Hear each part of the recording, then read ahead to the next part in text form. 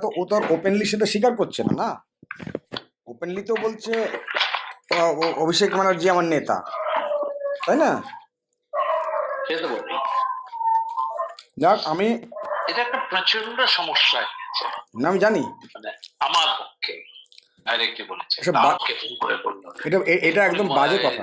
Madam phone করেছে, এটা বাজে কথা, আপনি কিছু বলবেন? সম্পূর্ণ বাজে কথা। তুমি ওই এই ব্যাপারটা নিয়ে কি বলেছে আবার বল, ম্যাডাম ফোন করেছে? ম্যাডাম তো করবেন না, ম্যাডামের অফিস থেকে। এটা একদম বাজে কথা, সম্পূর্ণ বাজে কথা। মানে এইসব নিয়ে আমার যা নাটক চলছে না, আমি খুব প্রেশার সিচুয়েশন আছি যে what is the real issue. পরিষ্কার বলে দিয়েছে বিকাশ ভবন করবে না এবার। কারণ হচ্ছে তখন হচ্ছে পার্মানেন্ট ভিসি ছিল না বলে ওটা বিকাশ ভবন করছে।